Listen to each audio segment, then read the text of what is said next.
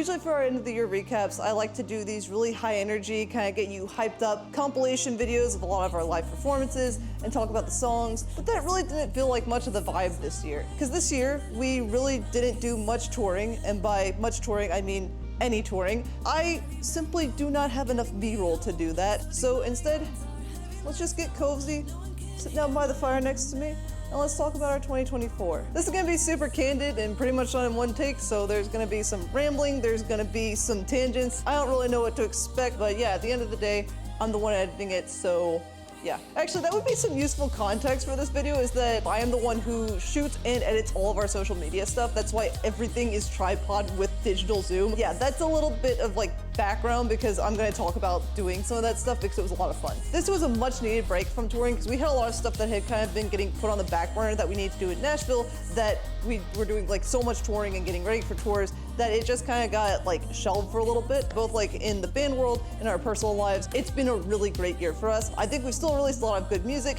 but yeah, next year we are planning to be on the road a lot. We already have stuff in the works. I can't tell you about any of that stuff yet, but just know it's gonna be pretty epic. We started off the year with 2D, and oh my gosh, I am so excited to revisit this one, because let me tell you, this is the most character development that you can point to in a song for me. The topic of 2D was wanting to like hide your flaws and be this like two-dimensional character kind of thing. Fake, one-dimensional, all that kind of stuff, and just basically about not opening up to people. We wrote this with Sam and Yoav in like 2023 and then released it as our first song of 2024. Even when I did the behind the song for that, I still kind of held on to that. I was like, you know, cognitively, I know that this is unhealthy, but what am I really losing? Like, I've gone this long being 2D, do I really have to change it now? But then over the course of this year, I ended up making some friends and opening up to people in ways that I really didn't think I ever would. I told people stuff that I never thought I would share. And like, honestly, now my biggest issue is that I don't have a filter anymore. I remember even doing the behind the song, I was thinking and I was saying the right things, but I did not believe it. If you're somebody who relates to this song, I think part of what happened with me is I found the right people. And that took me a really long time. Because trying to be 2D is not healthy if you do it all the time, all your life, right? But at the same time, you don't want to be just an open book and like spilling your guts to like everybody you meet. So it does take a level of trust and understanding, and part of that comes with finding the right tribe. And so I really felt like I found that this year, which I've not really had like probably ever, to be honest. Yeah, those friends mean the world to me, and the fact that they were able to help me kind of open up and come out of my shell is just like, that is invaluable to me. That like they've genuinely changed my life, and I'm very thankful to them. Yeah, if you're in a similar situation, just know that you can overcome it. It can happen, but it does take the right people, and you might be in a situation where you haven't found those right people yet, or maybe you do have those right people and it's time to take like the next step of kind of opening and trusting them. That's my 2 cents. Now, does that mean that I don't like this song anymore? Heck no, I love this song. Oh my gosh. The fact that I get to look at this little time capsule of a problem that I had, but then overcame, that is so sick. I love that so much, because I listened to these lyrics, I'm like, I related to that so hard. These lyrics were so honest, and now I am not like that at all. I don't want to be that person anymore, and it's just this fun, upbeat pop song, and so now it feels more like getting into a character instead of, I don't know, singing something that was honest, but like fake at the same time, because I was still struggling with the fact that I knew this was toxic, but I was still doing it anyways. Like, this is so awesome. I love this song so much. It's always going to have like a special spot in my heart because just of how personal it was to me. I love this one. It's awesome. I am so happy I like dealt with this. Massive props to me for that. If this is a game, I remember this one being so much fun to write. I don't have any stories. I don't remember why it was fun to write. I just remember that it was. We wrote this with Sam and Yoav from The Living Tombstone, same guys who we wrote 2D with, and Kitty, and like several others. I think this was just like exactly what I was in the mood for sonically. That was loud. Fire. I think this is just exactly what I was in the mood for sonically when we wrote it. Alex really likes this one too. I think this was like both of our favorites coming out of that trip, because yeah, the melody is so much fun to sing, and it's got these heavy synths, and it's really cool, and I like the topic of it being a game and then doing the video gamey stuff and all that. It was really fun. In more recent news, this song hit 1 million streams on Spotify, which is super cool. That only took, I mean, that was less than a year. We released this song in like late February, I think, and then that happened in like late October, so that's less than a year. I can't do math, but that seems like it would be about 8 months. February, wait, no, it would be like March, April, May. Yeah, it's like basically 8 months. That is insane. So thank you guys so much for that. I'm like still riding that high for sure. We now have 3 songs that have 1 million streams, so that's something that we did in 2024. I was honestly a bit worried about this one because it takes a long time to get to the chorus, and that's like a pretty big thing with streaming is you want to get there quickly, but it's like a minute until the chorus hits, and I like how it sounds, but I was like, I don't know if this one has potential. This one's kind of weird because it's a Sam and Yoav song, but I think it like really found its place on Spotify, like we found like our audience. I was really happy with that because, you know, obviously like it had success, but like, thank you guys so much for that. That was really cool. Steady. Every year I have to write some like inspirational, upbeat, uplifting positivity song. I've got the chronic health issues stuff going on, and I have to basically keep reminding myself of that. It's just a topic that just keeps going on. It never ends. I'm doing much better than I have been in a full decade. Like health-wise, like boy, I cannot tell you how much better I'm doing. And you can expect that it's gonna show in our live shows that I am healthier now. But now that I'm healthy, I have these other things that I'm hoping and aspiring for and kind of just like patiently enduring for. Like it's awesome. So this topic is timeless. I will keep coming back to it. I will keep beating that dead horse because I freaking love hope. I love the concept of hope and I love hoping for stuff, and I'll never stop doing it. That is our inspirational song for the year. And even more fittingly, it was inspired by Resonance by Home, which most of you guys probably know, if you know it, as the speedrunning national anthem thanks to YouTuber Summoning Salt, who wanted to do something in that kind of like inspirational synthwave vibe. This YouTuber named Summoning Salt, he does these long documentary videos documenting the history of speedruns for video games. This is what Alex and I watch in the Airbnb in LA. Like we'll just like set up the TV and just throw that on there and watch it. It'll be like an hour-long video on YouTube. It's sick. And our producer Mike is a huge nerd. Like I love him so much, but he's a huge nerd, and he watched that channel too. Like he knew exactly who we were talking about when we brought it up to him. So we suggest this song to him, and he's just like, yes, let's do it. It was the most hype I have ever seen Mike get for anything, and I love that so much for him. It was so much fun writing that song because it was like we all were aware that like we were thinking like speedrunning in the back of our heads. We were writing these lyrics and Mike is just throwing out these goofy gag lyrics about speedrunning and stuff. I think some of them did make it in, or at least the concept, like the not record time, but I won't capsize, like not record time, like you could call me Summoning Salt because I was getting freaking salty. Like I was having so much trouble coming up with the chorus lyric, but it ended up being fine in the end. But yeah, I do remember getting extremely angry and Mike just being over just like in like speed running like Happy Mike land. That was so funny. This one also is a pretty big milestone for us. It made it to number 31 on the radio, which was really exciting. It was cool to watch that like climb along with these other like major pop hits on the radio and stuff like that. So yeah, that was really cool. Thank you to all the radio stations who picked us up. We cannot wait to get some more songs to you guys because we got more radio play coming up, but that is later in the video. So enjoy the silence. This was so much fun. Oh my gosh. Okay, we decided to do Enjoy the Silence by Depeche Mode. So we're like, we want to do this, but we want to do it right. And Mike Green, our producer, is like a huge Depeche Mode fan. So he knew all the deep lore. He knew how to get these sounds to sound just like the song pretty much, but like in an updated way. It was a really neat challenge because we're so used to doing like our own stuff. And with your own stuff, you can do whatever you want. But with Enjoy the Silence, we wanted to keep it very faithful to how Depeche Mode did it, but also like make it a little bit of ours. So that involved this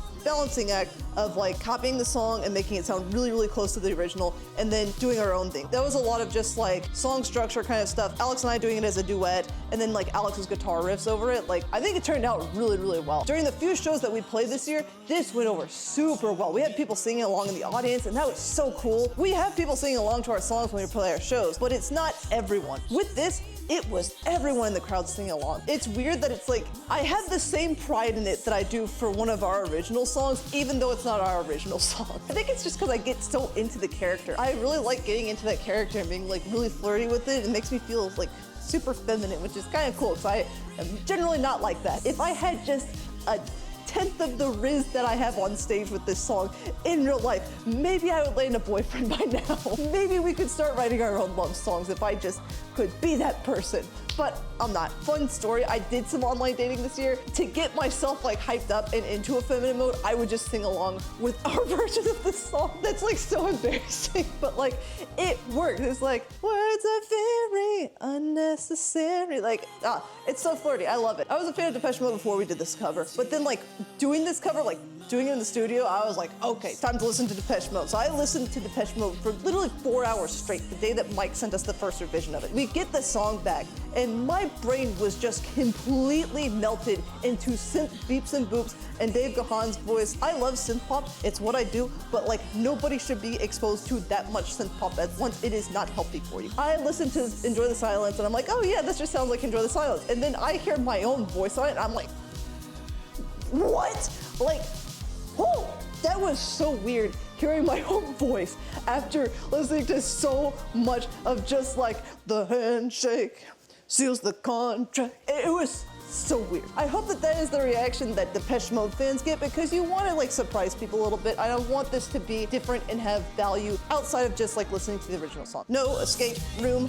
I once sang this in an escape room. They had a zombie and you were supposed to like do something to distract the zombie. I'm always on babysitting duty for that, so I started singing like, I can't even remember what the song goes like because I have Enjoy the Silence in my head now. I love doing duets with Alex. I think they always like turn out really well. Sometimes I think my favorite songs to play live are Alex's songs. It's so much energy, it's so much fun. I love the way that our voices sound together. Alex writes all the lyrics for the songs that he sings. I have tried to write lyrics to help out with the process and stuff, but he's a lot of times like, yeah, no, I don't think that's the vibe for it. And I understand. It's been fun trying to piece together this puzzle of like how to write lyrics that Alex will like for Alex's song. Because he likes my lyrics for my songs, but for what he's going for, like for his direction, I need to match what emotions and feelings he wants to do. What I kind of realized was that he'd just been listening to like a lot of Eminem and stuff like that, so he wanted to do these multi-syllable rhymes. He was working on the verse, and I started tackling the pre-chorus, and so I just started throwing in these multiple syllable rhymes. He's like, oh, that's so cool, and I was like, haha, I got your number. I figured out how to write lyrics for you. So I think this is like the most that my lyrics have made it into an Alex song, which is really funny. It was literally just a matter of just cracking that code. And once I had it cracked, I could start writing lyrics for him. That was a really fun, like, multi-year puzzle. Yo, a Supervillain. I love, okay, I think I've said like I love this song about like everything that we've done, but Supervillain is so good. I love Supervillain so much. I think about this song a lot because I've decided, you know what? We need to be the supervillain. I like being a little bit mischievous around people. I do something that's like very minorly mischievous and I'm just like, I'm a supervillain. That's not really what the lyrics are about. The lyrics is about like somebody who's like coming at you for doing nothing, but what's fun is to do something and then act like you've done absolutely nothing and that you're just this innocent person. As long as it's done in good fun and a joking manner, obviously. Oh my gosh, this song hits like all of the music things that I like. It's very synth heavy. It's got the like that's so cool. What was also really fun is filming the social media videos for this. We did all this like red light stuff and I got to wear these supervillain outfits and it was so cool. I had to refilm all that stuff 3 times because I didn't have the camera setup that I have now and filming in red light is hard in general, and all the footage looked like crap, and then I had to refilm it so that it progressively, like each time, looked less and less bad. But oh my gosh, those original videos were not good at all. By the time I got it onto the internet though, I thought it looked pretty good. It looks a lot better now, like in the more recent like simulation video that you guys might have seen. Just being in the like supervillain outfits, doing like coming up with that whole thing, like it doesn't sound like a whole lot, but it felt very rewarding after I was done with it, because it took a long time too. If there is like any song that I have a really good idea for like a light show for, like if we play Bridgestone or like some arena or whatever, like, oh boy, I have some ideas for Supervillain. Let me tell you, get Supervillain to be our most streamed song, and you guys can see that when we're playing at arenas in your hometown. Lifting the Curtain.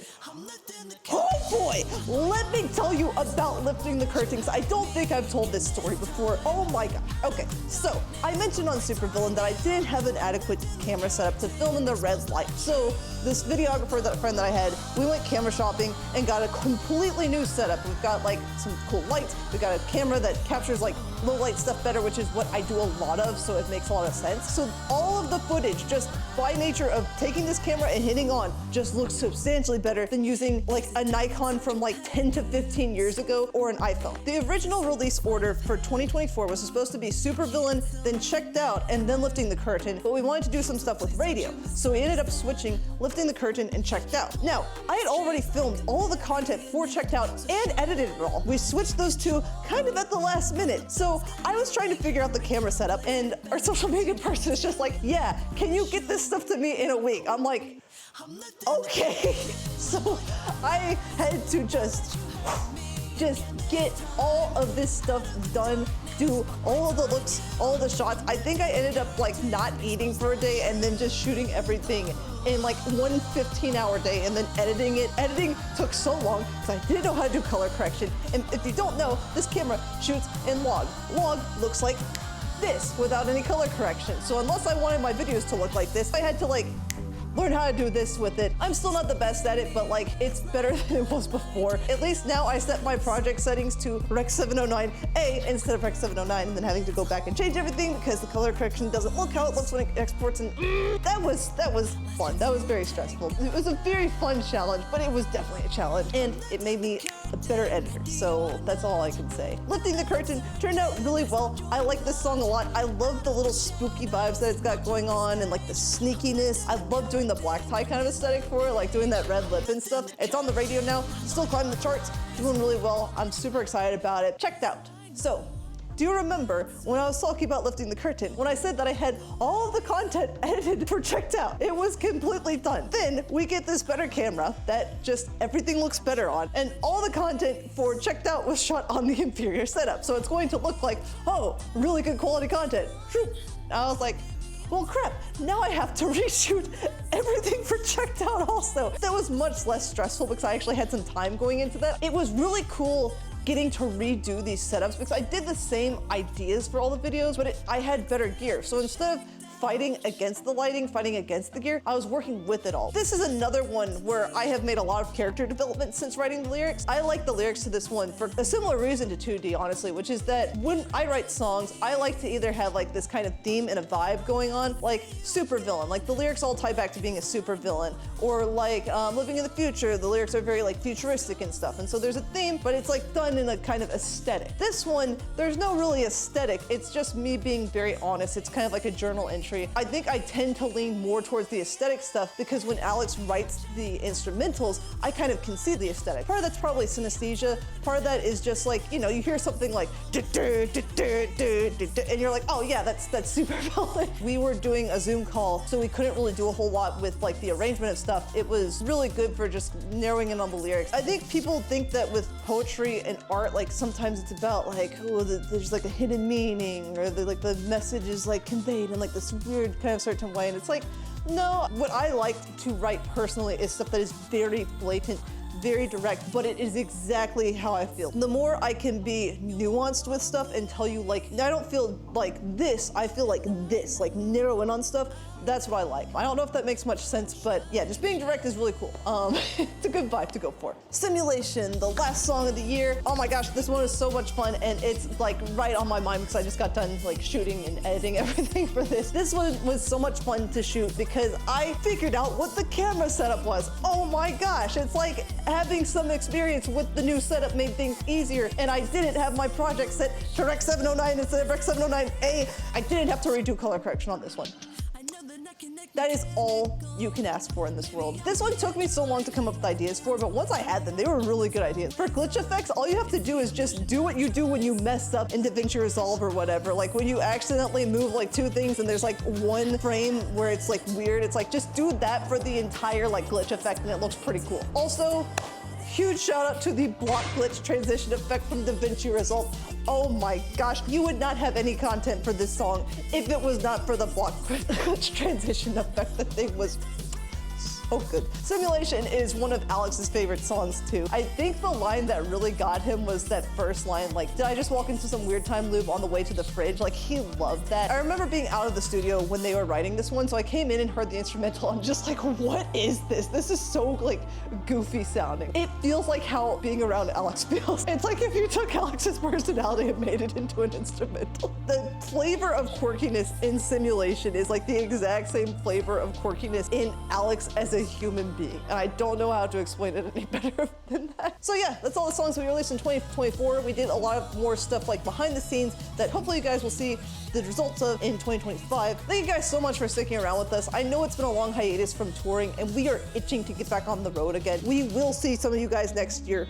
We will. It's gonna be awesome. I'm so excited for it. I'm so excited for what we have in the works. And thank you guys so much for sticking around. I really appreciate the fact that we can do this where we can just put out music online and have you guys still stream it and still support us despite us not being in your area. Like, that means so much to us and we do just genuinely really appreciate it. I really do hope that between all the the legwork stuff that we've done this year, the 2025 Band of Silver is just leaps and bounds ahead of what it's been all the rest of it. I really want us to be the best version of ourselves that we can be because you guys have been such amazing fans and I want to make you guys proud, you know? Thank you so much for an amazing 2024 and we hope you guys have an amazing 2025 with us. Thank you guys so much for sticking around because it's only going to get better from here. Have an amazing new year. Love, Band of Silver.